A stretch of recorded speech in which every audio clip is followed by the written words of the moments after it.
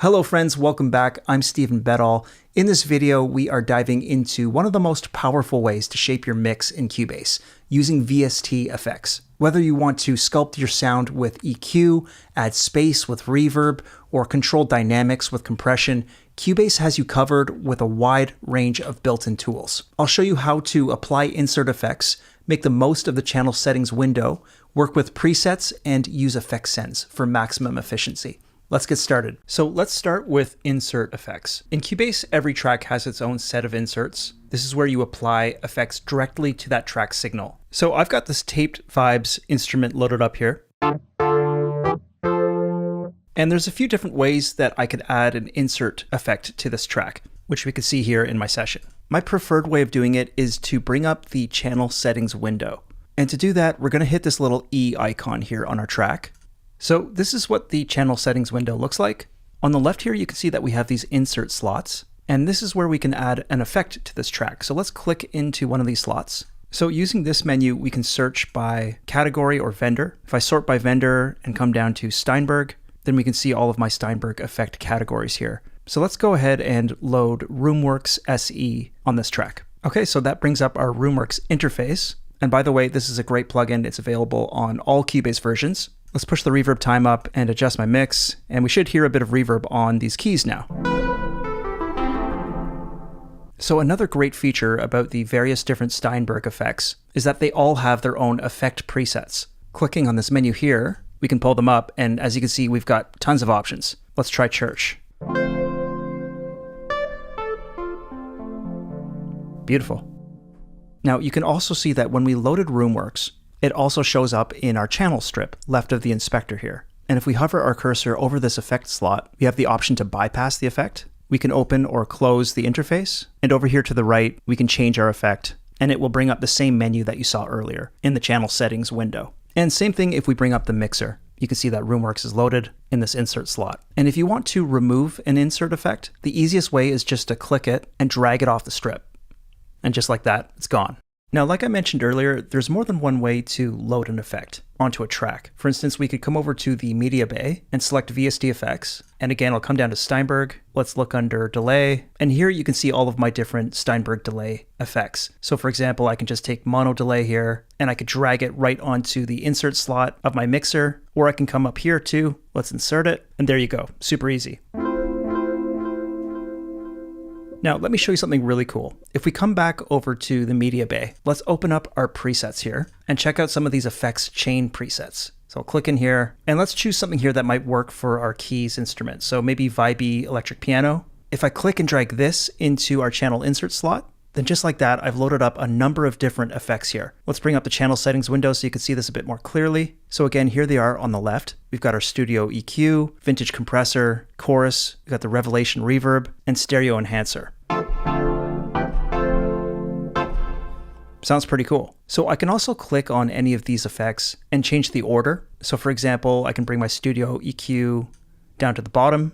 And if I click on any of these loaded effects, it'll instantly bring up the effect interface. So to the right of our insert effects menu, we also have our built-in channel strip effects. These are really useful and very easy to use.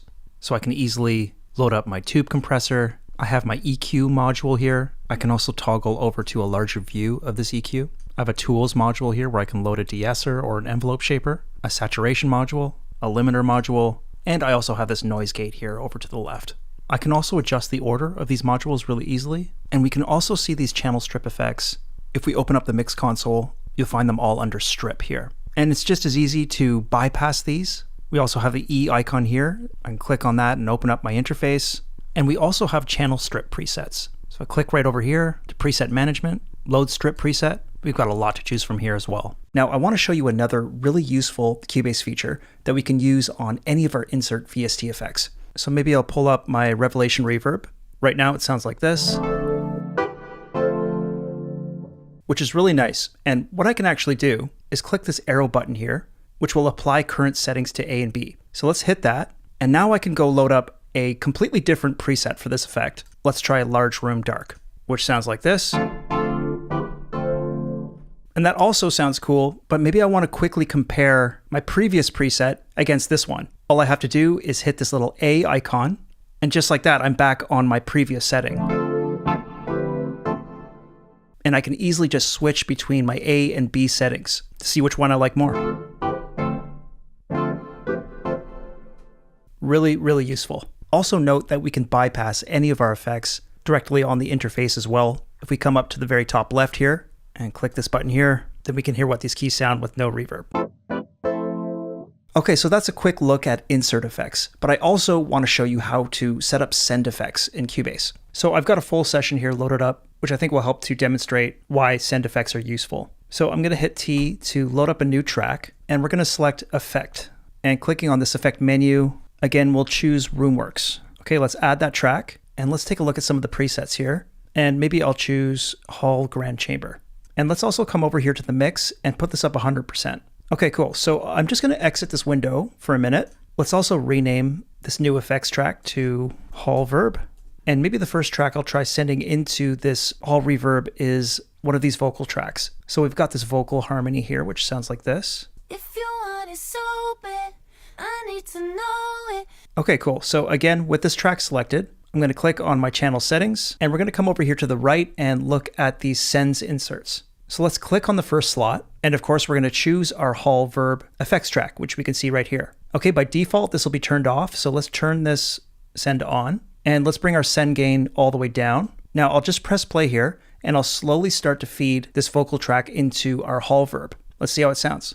If you want it so bad, I need to know it. I can't take no chances if you ain't gonna show it. This heart's up for stealing. I know you feel it.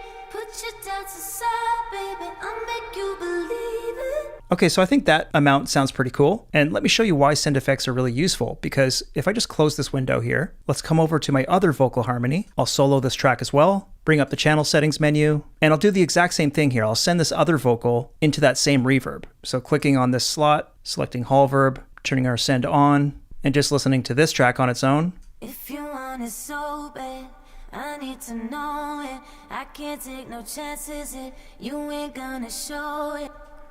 Okay, great. So now both of these vocal harmony tracks are being fed into the same Hall reverb, which makes more sense than having to load this particular reverb on both of those tracks individually as an insert. Now we can also access our effect send from the channel strip on the left here. We can increase or decrease our amount. We can also bypass it. We can change the effect send destination. And we can, of course, use multiple effects tracks. I usually like to have at least one reverb send and a delay send. So let's load up another effects track here. I'll choose the studio delay. I'll select my vocal harmony track here, and I'll just come over to the left here on my channel strip. I'll just click on this slot number 2 menu, choose my studio delay, engage the send, and now I'm pushing this vocal into my delay as well. If you want it so bad, I need to know it. I can't take no chances if you ain't gonna show it. This heart's up for stealing. I know you feel it. Okay, so that's basically how to set up send effects in Cubase.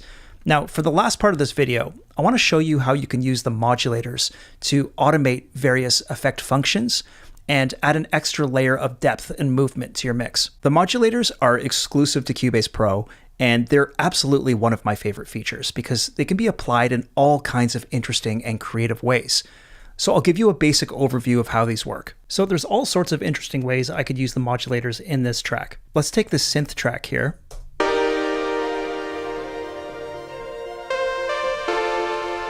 Let's say that I want to create a volume ducking sidechain effect that's triggered by the sub kick up here. Let me show you how easy this would be to set up using the modulators. So I'll just load a simple volume plugin on this synth. And with this synth track selected, let's add a modulator here in my lower zone. So I'll choose envelope follower and I'll activate my sidechain. I'll click this menu here and add my sidechain source. In this case, it's going to be my sub kick. I'll make sure my send level is up. And now that sub kick should trigger an envelope here. Okay, cool.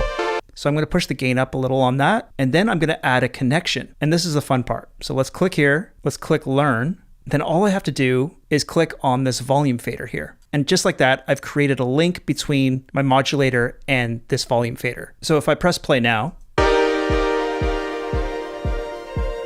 You see this fader jump up every time we hear that kick. Now, I want the fader to do the opposite. I want to duck the volume of these synths every time that kick hits. All I have to do is just adjust this modulation depth into the negatives, and that should do the trick.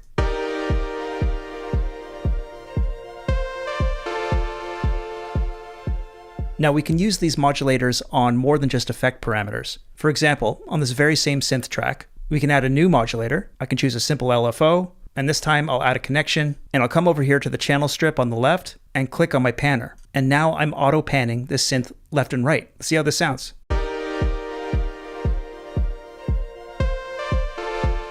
So the sky's the limit as far as finding different creative ways of using the modulators in your mixes. And I'd recommend going to the Cubase YouTube channel. Check out some of the videos that go more into depth on how to use them. They are a ton of fun to work with. So that's going to do it for this video. I hope you enjoyed this tutorial. Be sure to check out our other videos on this channel. Check out the links in the description of this video, or feel free to go to steinberg.net to learn more. In the meantime, thanks for watching, and I will see you in the next one.